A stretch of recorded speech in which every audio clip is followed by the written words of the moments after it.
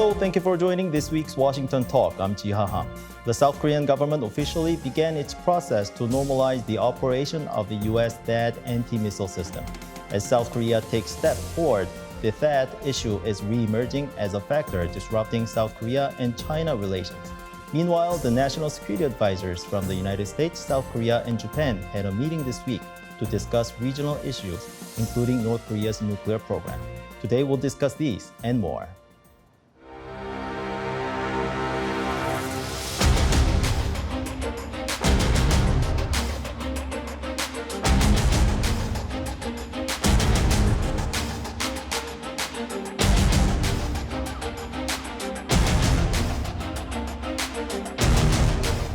THAAD is a prudent and limited self-defense capability designed to counter DPRK weapons programs. Criticism or pressure on the ROK to abandon its self-defense is inappropriate.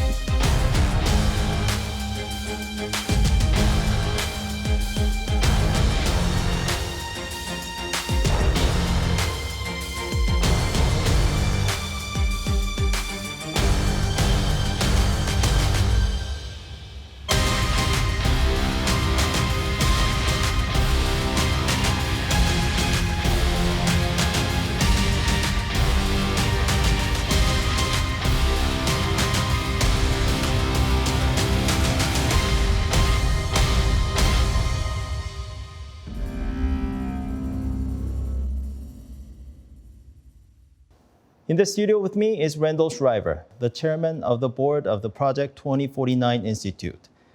Mr. Schriver served as the Assistant Secretary of Defense for Indo-Pacific Security Affairs. Previously, Mr. Schriver served as Deputy Assistant Secretary of State for East Asian and Pacific Affairs. Patrick Cronin is also with me today. Dr. Cronin is Asia-Pacific Security Chair at the Hudson Institute. Dr. Cronin spent more than 3 decades in the U.S. government and think tanks. He formerly served as Senior Director of the Institute for National Strategic Studies at the National Defense University. Welcome to the show. Good to have you both today. Thank you. Thank you. Thank you. South Korea has announced that it will conduct an environmental impact assessment of the THAAD system. The government said that the move will help normalize the operation of THAAD. But many expect that China will once again express its discomfort against Seoul's new plan. Mr. Schriver, China has claimed that the radar of THAAD penetrate Chinese territory, and the system itself can intercept Chinese ICBMs heading the U.S. Is this true? We've spent a lot of time talking to our Chinese interlocutors about this system and how it's optimized, which is not for the purpose of defeating China's nuclear arsenal or contributing really in any way to the strategic stability between the United States and China. They understand this very well. What they're opposed to is any steps to strengthen the U.S.-South Korean alliance, and that's why they take these sub-issues like THAAD and blow them up into bigger things, even though they know they're not the target of this system, and it's a purely defensive system. Even the fact that we talk about the THAAD issue rather than the North Korean missile issue or the China missile issue is evidence that they're controlling the narrative in ways that are difficult for us, but I would say very manageable. Okay. Dr. Cronin, why does China only raise its voices against South Korea on the deployment of this issue? I mean, a Japanese military official told VOA that Japan is free from China's aggression over this because even though Japan has deployed a U.S. missile defense system. Well, that's only true relatively recently. So if you look at over the decades, Japan was having to fend off the China, playing the Japan card year in, year out. Japan essentially responded to China's assertiveness and started to stand up to Japan, and they had a more political unity within Japan under the Liberal Democratic Party than, say, in Korea, where you have a peninsular, back and forth pendulum swing in the politics of Korea. So Korea became more susceptible to the information operations and to the pressure techniques out of Beijing than did Japan. But Japan still faces pressure. China just chooses a different strategy for trying to envelop Japan and isolate it and work on its weaknesses in other ways. Okay.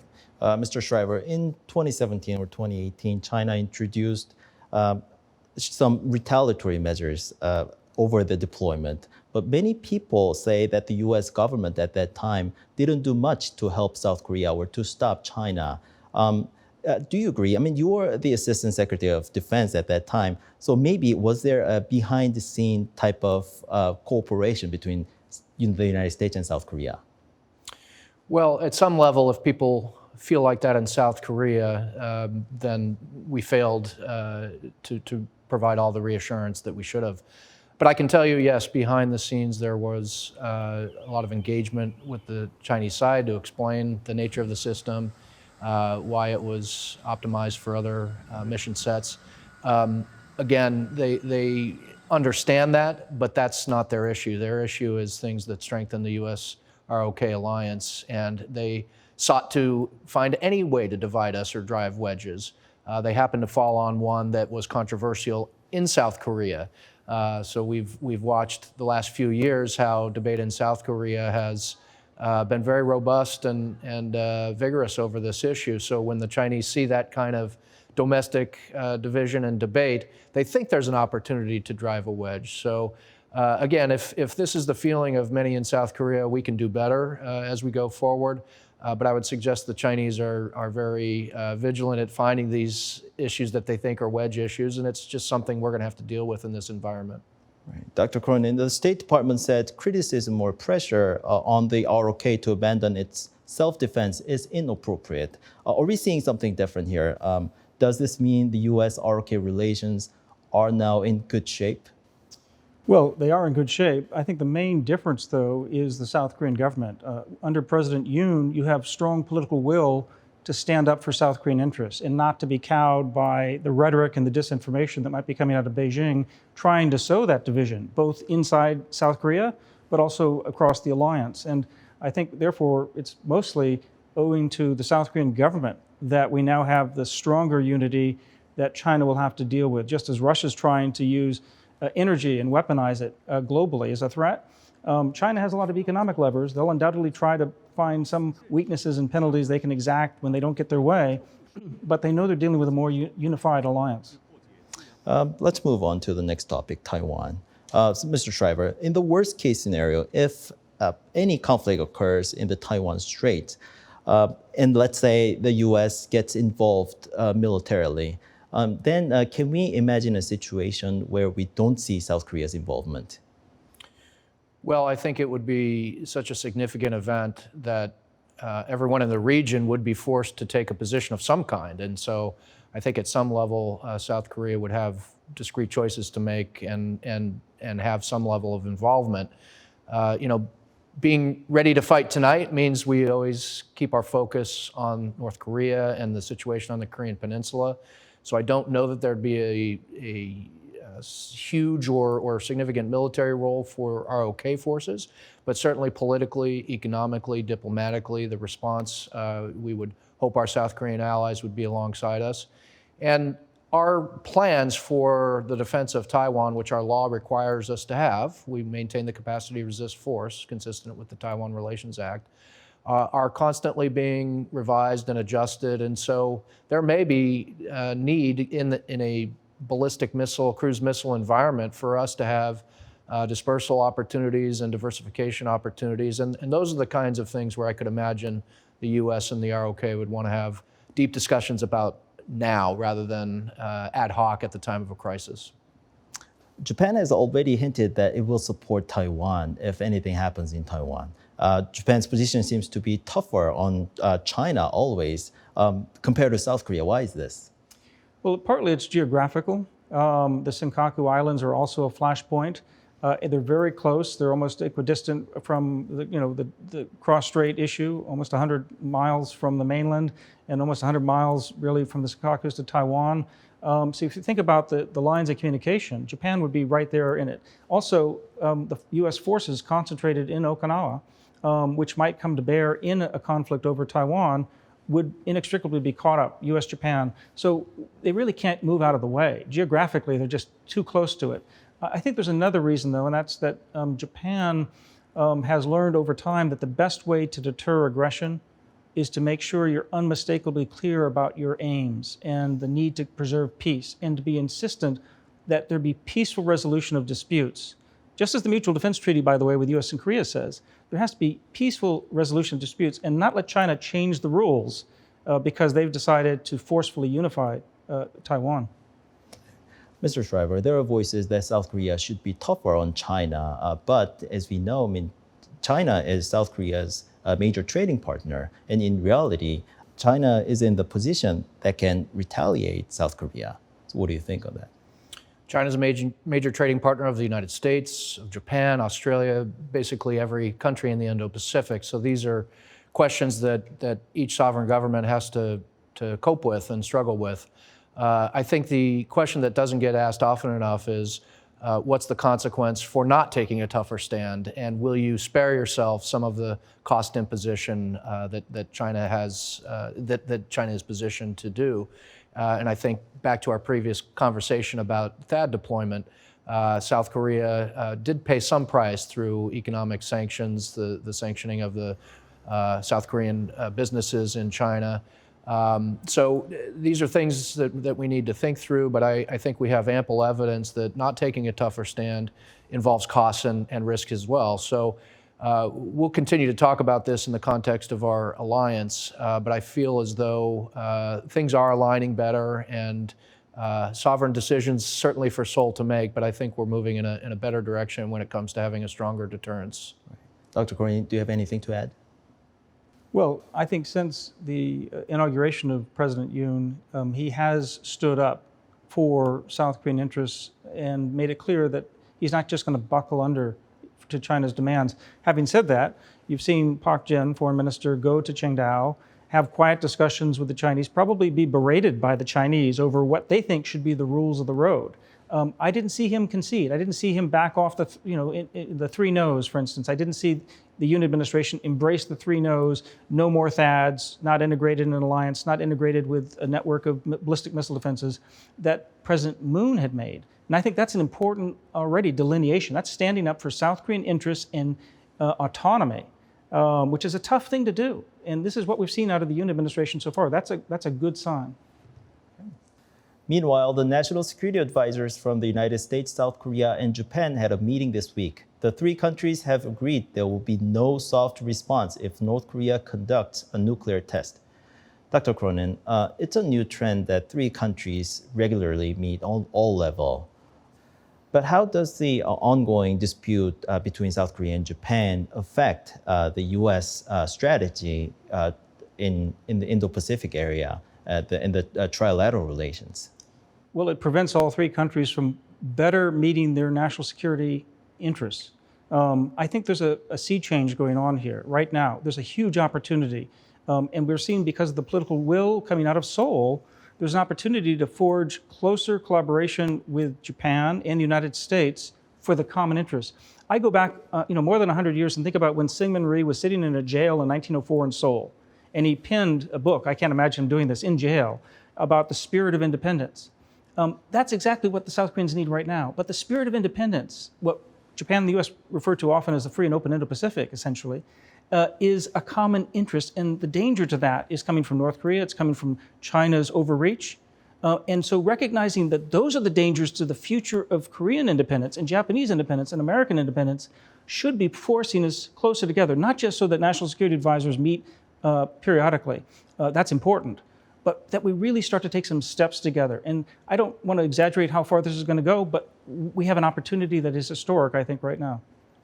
Mr. Schriver, the Yoon government said GSOMIA, the information sharing agreement between Japan and South Korea, will be normalized as soon as possible. As we know, it has been conditionally extended. So what is the importance of GSOMIA to the U.S.? Is GSOMIA directly related to the U.S. security? It is. First of all, in just the strictly military terms, it makes us better in terms of information sharing in an environment where rapid communications, rapid data sharing is absolutely critical when you're talking about ballistic and cruise missiles and one's defense or collectively the defense of the free and open Indo-Pacific. So there's no question that it makes us better positioned on military terms. But it's also, of course, politically significant and diplomatically significant when you think about what does China fear? What might possibly deter them? It's the notion that countries are aligning in ways that are counter to their ambitions, not anti-China per se, but counter to their ambitions to alter the free and open status of the Indo-Pacific. So when they see Japan and South Korea and the United States getting together, likely it gives them pause to do things more aggressively in pursuit of their ambitions. South Korea has tried to reinforce the extended deterrence recently. And President Biden said the U.S. will work with South Korea to further strengthen the deterrence posture. The deterrence was always there, though. I mean, but why is it has become an important issue lately?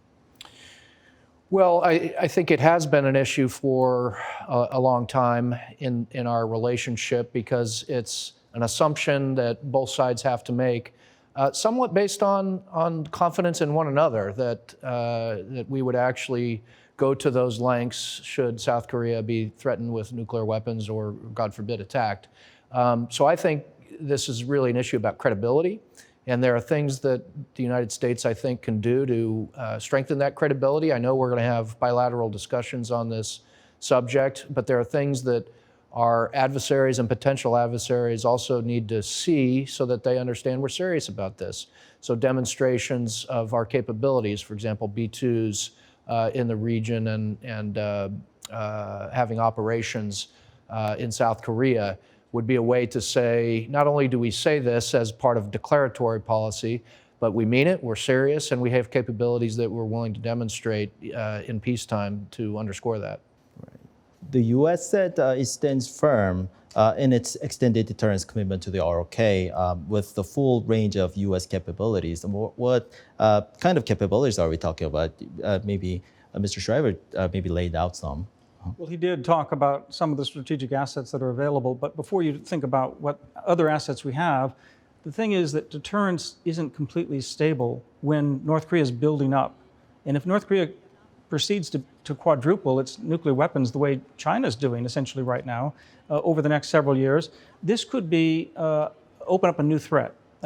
Because think about the Russian threat to use nuclear weapons in Ukraine and Europe. Tactical nuclear weapons, the idea that you could possibly use a nuclear weapon for offensive purposes, not just for deterrence, is the threat here. So the United States and South Korea, along with Japan and others, need to think about keeping ahead of the curve of this changing challenge to deterrence. Because frankly, after Kim Yo-jong's disparaging remarks about the Yoon plan for dialogue, we're not stopping North Korea. All we can do is deter them at the moment and build up our own strength and defense and make sure that he doesn't miscalculate. So I can't tell you about specifically what systems will do that at this point. It's much more important that we are on the same strategic wavelength, keeping ahead of this dialogue. And that's why these trilateral national security events are very important. But Mr. Schriver, but we still hear skeptical voices, over this. I mean, over the extended deterrence. I mean, simply there's no case study that shows the U.S. used a nuclear capability to defend its allies. So instead of hearing, the U.S. saying promises, committing or commitment, would there be any other way that the U.S. assure, its allies? Well, we're thankful that there's no case study. That would be a horrific event, even if it politically came out successfully for us. Look, there's a certain amount of faith we're going to have because these are events, as you say, that haven't transpired in the past, and we haven't been put in that very difficult position.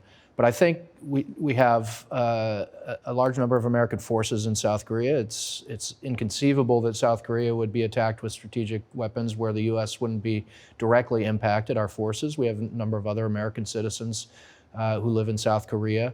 It's an important alliance to us in terms of the overall strategic picture in the Indo-Pacific. So I think our interests are quite clear and they rise to the level of strategic importance. But again, giving that reassurance, I think what we can do is have these public comments, but backed up by very visible demonstrations of our capabilities. We have strategic assets that aren't visible, things underwater, for example, a very important part of our deterrence, but doing things that are visible. So North Korea understands the serious nature of our commitment. China understands. Russia These are things that I think we need to do a little more of.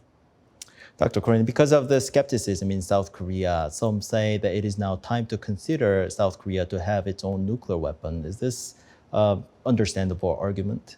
Well, it's understandable because we watch North Korea continue to build up its arsenal of both ballistic missiles, cruise missiles, talking about hypersonic missiles, talking about tactical nuclear weapons, and maybe to see a 7th or 8th nuclear test at the end of the year. All of these are not being stopped by anything but deterrence. So it's very important for that extended deterrence to work. So even if South Koreans wanted to today dedicate to building or considering to build a nuclear weapon, it'd be years away before they had an effective arsenal. So right now, South Korea's best bet is to make sure they're leveraging the alliance extended deterrence, working on their own conventional capabilities, working with Japan and the United States to make sure that together we put out a network security for deterrence and defense. That's the most effective answer right now, and that'll be true for the next 5-10 years. Yeah. Mr. Schreiber, what do you think of South Korea's idea that having their own nuclear weapons? Well, as Dr. Cronin said, I understand the debate and why some people might be attracted to this option. I think you have to think second, third order effects of that kind of move and how that could create interest in sovereign independent nuclear capabilities on the part of other countries. It's very difficult to think of a situation where South Korea takes this step where Japan wouldn't be more tempted, and obviously that has entered the public debate in Japan for their own reasons. So there might be a difficult follow-on effect related to proliferation that would put us all in a little bit more difficult situation, not a better situation. The other thing is, for somebody who, Dr. Cronin and myself, who care about the alliance, pursuing an independent capability is, in a way, a vote of no confidence. It's saying we don't trust that extended deterrence, and that would be concerning. So for those reasons as well, I think, as Dr. Cronin said, strengthening the extended deterrence arrangement is the best approach as far as my eyes can see. And on top of that, what Mr. Schreiber is pointing out, what the Yoon administration's recommitted to is the nuclear non-proliferation. And that's what the alliance stands for. And that's what our alliance with Japan stands for as well. So we're on the side of the good here for the international community. And those who are proliferating, they're upsetting that rules-based order. Some say the U.S. Can use these claims as an idea to make China to press North Korea. What do you think? We have a long history trying to get China to pressure North Korea to denuclearize. It's not a very good history, successful history, because I think the Chinese have different interests or at least different priorities. I think the most effective approach right now is to work with allies. Obviously, China plays an important role, and if there are ways to persuade them to be more constructive, I'm all open to hearing about it, but our history over the last couple decades suggests it's going to be pretty difficult to get China on the right side. But wouldn't it be a different story if South Korea, start developing nuclear weapons, though? There are different ways to try to incentivize China. I think that one would carry a lot of other risks that we just talked about in terms of proliferation and in terms of instability. I don't think that's the route, particularly since, again, we don't have a good history of getting the Chinese on the right side of this. Right. Dr. Cronin, anything to add? Well, yeah, I think right now, while China's very good at defending its interests, it's defining its interests right now in not cooperating with the United States to deal with North Korea. At this moment in history, they'd be more likely to support South Korea's nuclear weapon development if they thought it would rupture Japan, Korea, and the United States alliance, frankly. The U.S. and South Korea this week completed their joint military exercise, Ulchi Freedom Shield. Some experts suggest it is now time to watch closely whether North Korea engages in provocative acts in response to the joint exercise. Mr. Schreiber, Dr. Cronin, thank you so much for your time today. Thank you. Thank you. And that does it for this week's Washington Talk from Voice of America. Please join us again next week for more analysis.